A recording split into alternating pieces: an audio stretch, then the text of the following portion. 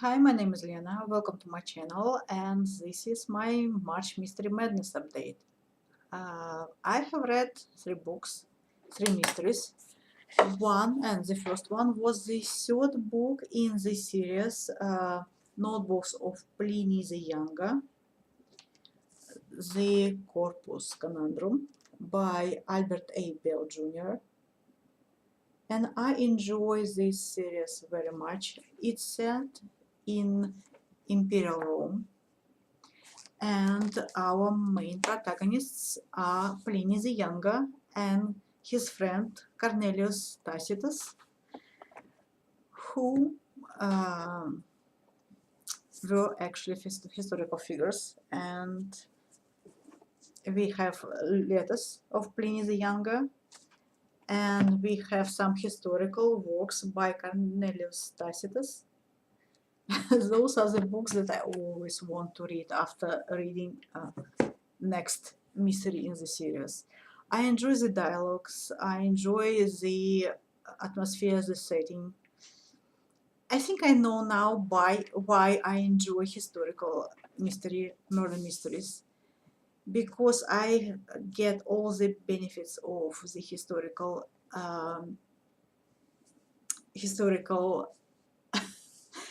fiction without getting bored. It's exciting, and it has all the benefits of historical fiction. So that's why I enjoy it so much. This time, Pliny is at one of his villas. He is not in Rome.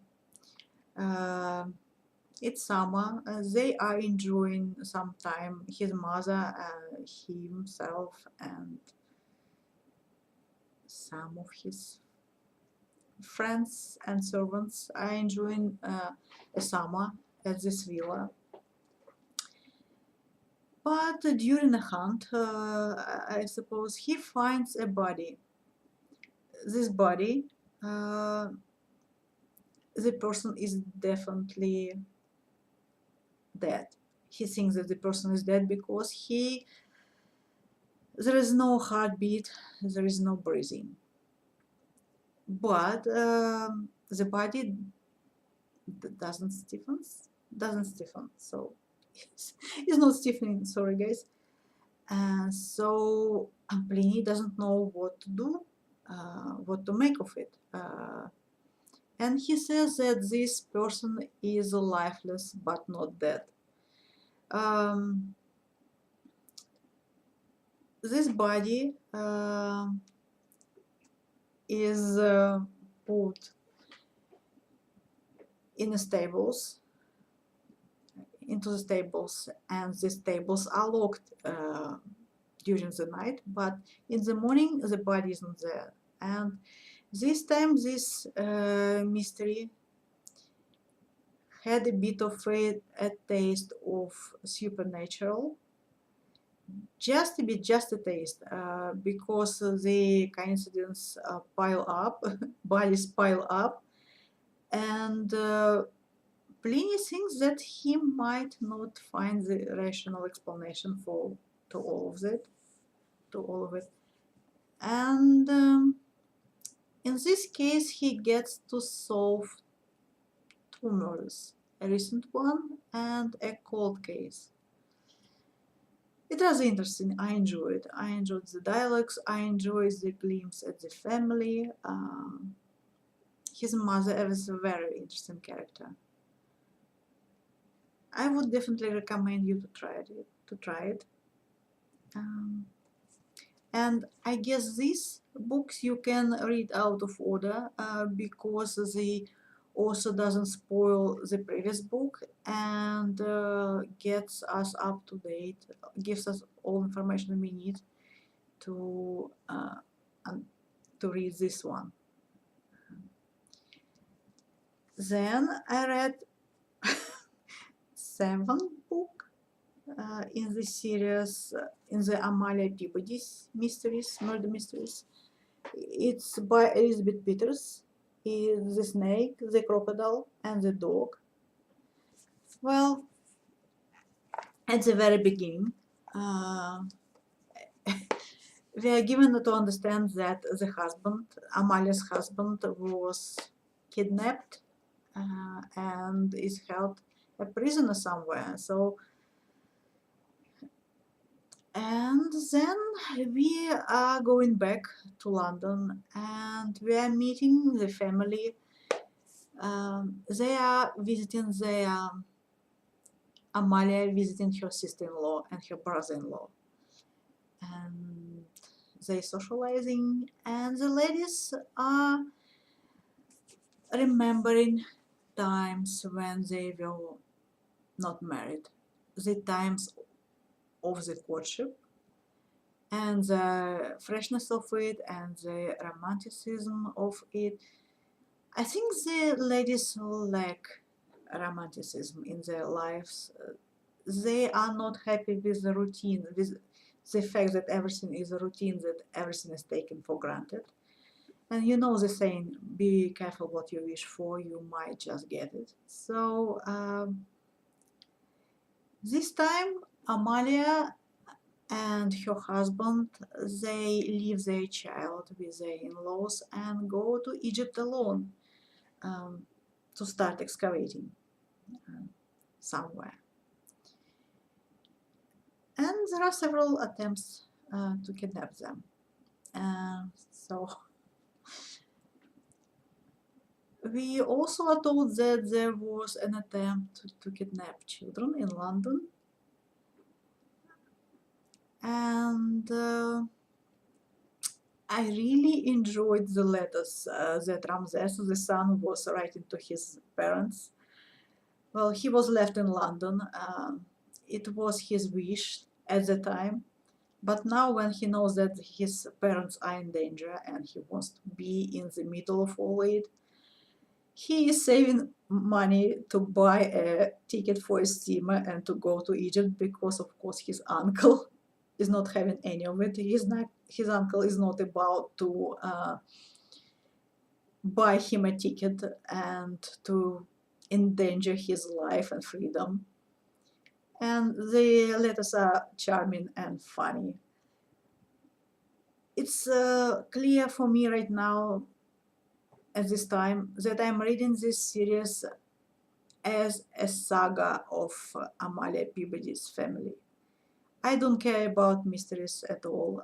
I'm reading for the sake of the family. I like their relationships, I like dialogues, I like how it's all progressing.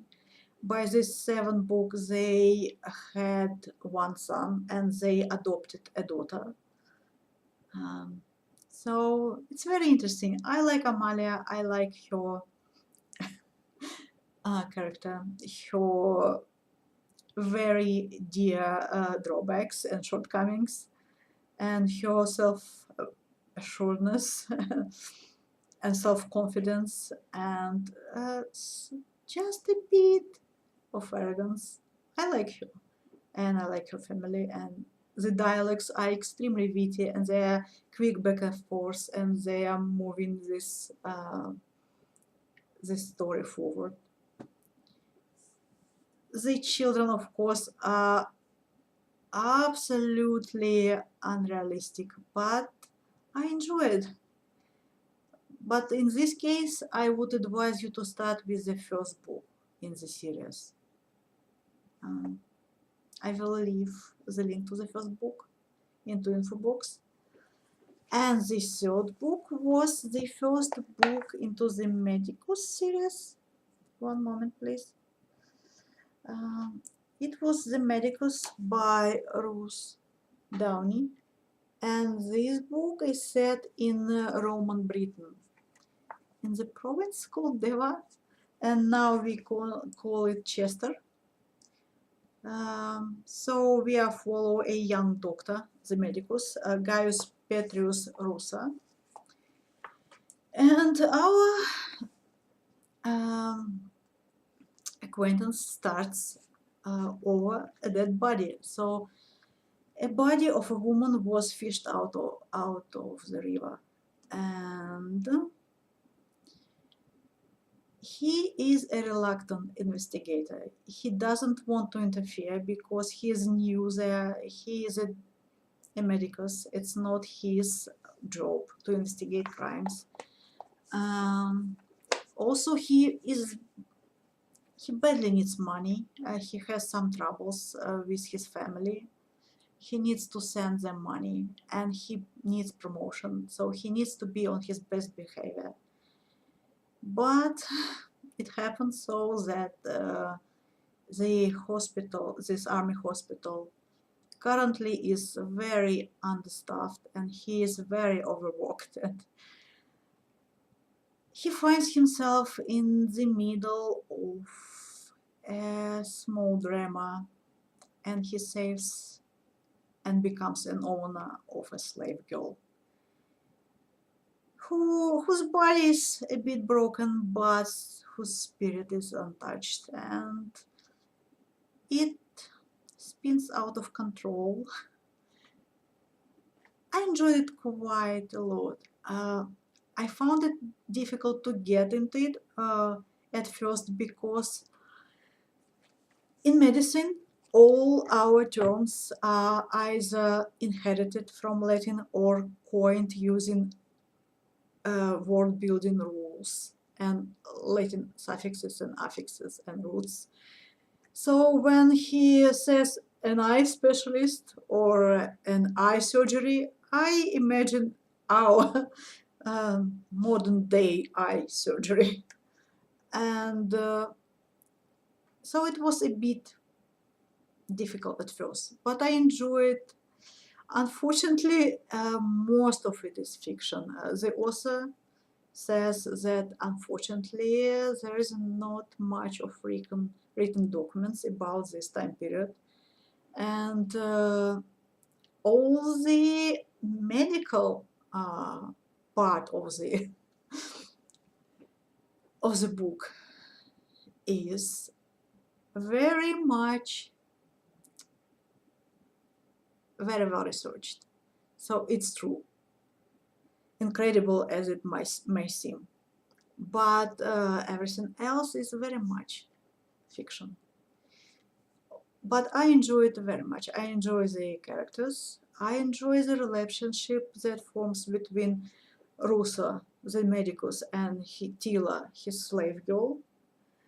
Um, and we also have uh, two bodies of young women. And Tila is quite willful girl, and she is a medicus herself. I suppose she has some druid knowledge, and she needs to worship her gods somewhere in forests. And we kind of sort of feel that there is a madman killing women around here, so it's very entertaining, it's very involving and interesting, and I enjoy it quite a bit, and I advise you to try and read it if you're interested in the time period. Right now I am reading the #1 ladies detective agency. Okay, sorry. By Alexandra McCall Smith, and I enjoy it very much. But it's more like a short story collection, I think. It's not exactly an investigation of murder mysteries. The first story I liked quite a bit. It was about a girl who never met her father, and then a person shows up on her doorstep and says that he's her father, and this girl has to take care of him, but she feels that he's an imposter. So it's the first case that we are shown. I enjoyed it very much, but right now I am just told about a life of a father of main protagonist.